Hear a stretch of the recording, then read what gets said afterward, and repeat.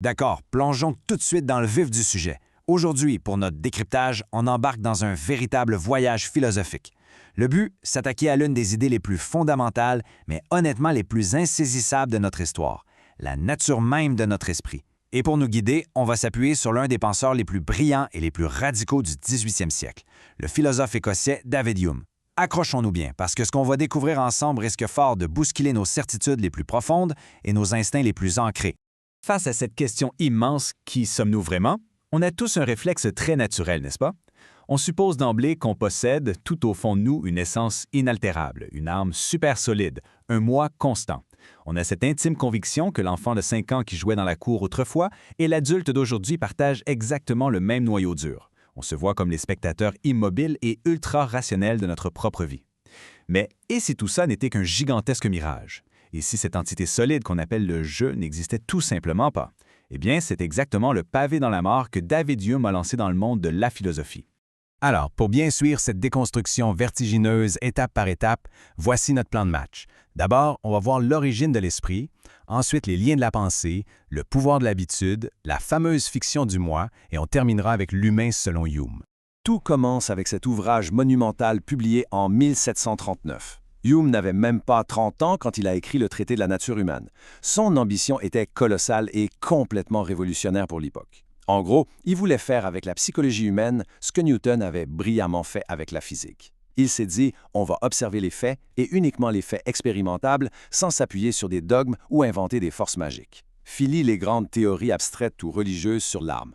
À la place, il voulait vraiment passer l'esprit humain au microscope de la réalité quotidienne. Voyons un peu ce que son scalpel analytique a découvert. Numéro 1. L'origine de l'esprit, ou les fondations de la pensée. Si on veut vraiment comprendre qui on est, il faut d'abord se demander de quoi notre esprit est fait à la base. Et là, Hume arrive avec une réponse d'une simplicité désarmante. Absolument tout ce qui se passe dans notre tête, c'est ce qu'il appelle une perception. Rien d'autre n'existe dans notre conscience. Le mot englobe tout. Nos émotions les plus intenses, nos pensées hyper complexes, nos lointains souvenirs et nos sensations immédiates. Mais pour mettre un peu d'ordre dans ce vaste chaos intérieur, il divise toutes ces perceptions en 2 grandes catégories. Le critère, uniquement la force et la vivacité avec lesquelles ces éléments nous frappent l'esprit. Ce qui est vraiment captivant ici, c'est l'opposition totale entre ces 2 univers. À gauche, on a les impressions. Ça, c'est ce qu'on ressent dans l'instant pur. C'est l'impact direct du réel. Il y a un monde de différence entre se brûler physiquement la main sur le poêle ou piquer une crise de colère soudaine. Ça, ce sont des impressions. C'est fort, c'est violent. Et à droite, on a les idées. Penser à cette brûlure ou repenser à cette colère des années plus tard, bien au chaud dans le salon, c'est juste une idée. Pour Hume, c'est catégorique. Les idées ne sont que de pâles copies, de simples petits fantômes affaiblis de nos impressions originales. Sentir vient en premier, c'est le choc. Penser vient ensuite comme un simple écho lointain. Toute notre pensée abstraite, aussi sophistiquée soit-elle, n'est au final qu'un gros recyclage de ce qu'on a concrètement ressenti. Numéro 2. Les liens de la pensée, la colle invisible de l'esprit. C'est fou quand on y pense. Si notre esprit est juste un immense bassin rempli de millions d'impressions et d'idées flottantes, comment se fait-il qu'on ne vive pas dans un chaos mental permanent? Eh bien, Hume découvre qu'il y a une sorte d'attraction secrète, une véritable gravité mentale qui connecte nos idées ensemble de façon totalement automatique.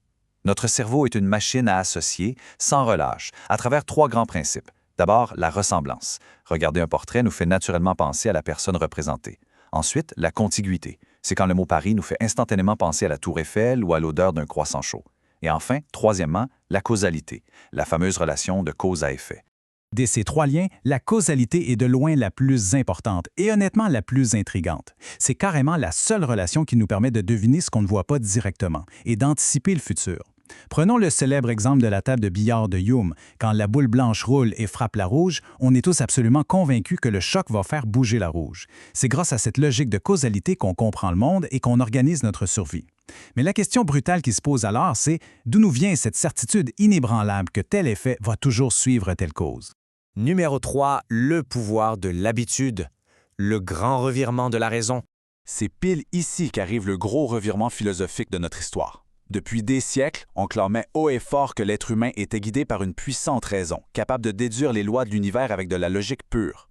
Hume vient complètement pulvériser ce piédestal. Imaginons une seconde qu'un extraterrestre, doté d'une intelligence absolue, mais sans aucune expérience de la vie terrestre, débarque ici. S'il regarde un feu de camp, aucune équation mathématique au monde ne va lui indiquer que la flamme brûle. S'il observe un lac profond, rien dans sa rationalité ne lui dira qu'il peut s'y noyer. La raison pure est littéralement aveugle face à la réalité physique.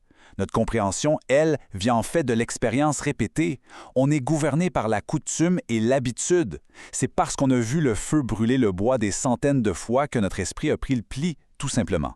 Alors, le point crucial ici, c'est que c'est un véritable séisme philosophique. L'être humain n'est pas du tout le calculateur rationnel et froid qu'on croyait. Cette rationalité dont on est si fier, c'est en fait juste une forme hyper sophistiquée de conditionnement. Comme les cryomes, on conclut que le futur ressemblera au passé simplement parce que notre esprit y est habitué, et non parce qu'on en a la preuve irréfutable. On est propulsé dans l'existence par des instincts, des sentiments et des attentes coutumières.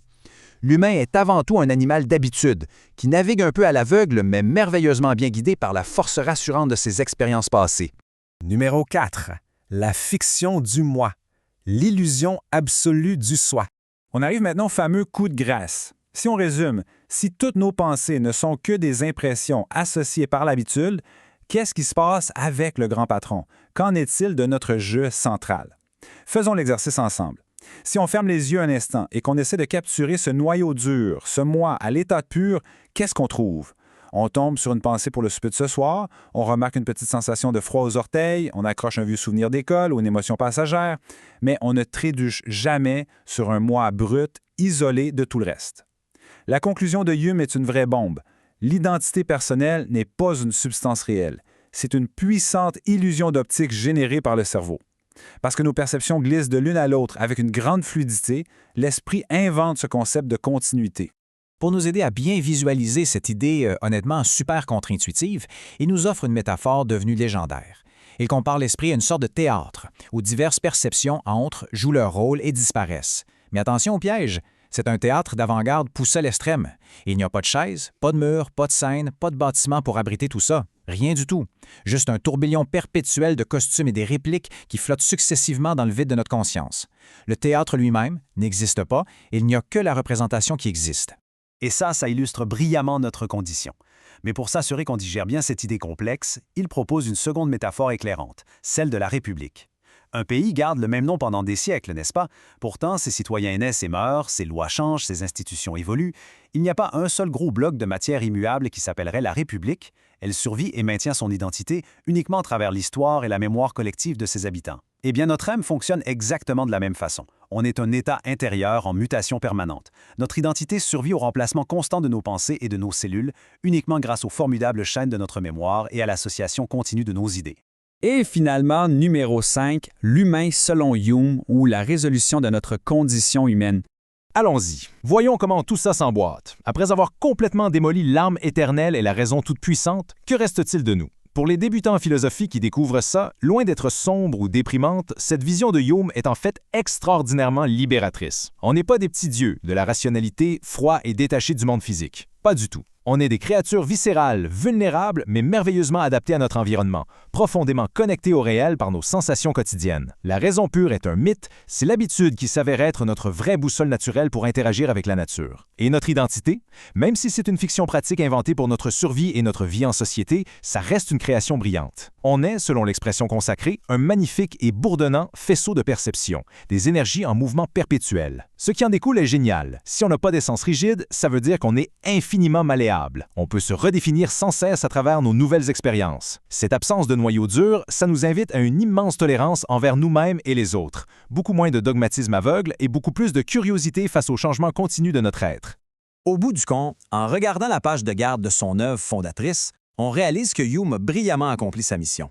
Il a fait tomber notre fausse couronne d'être divinement rationnel pour nous rendre notre véritable humanité, organique et terrestre. Il a réussi à balayer tous ces fantômes métaphysiques, ces essences invisibles qui encombraient la philosophie classique. En observant avec beaucoup d'humilité notre manière concrète de sentir, de nous souvenir et d'associer nos idées, il a mis à nu la vraie mécanique de l'esprit humain.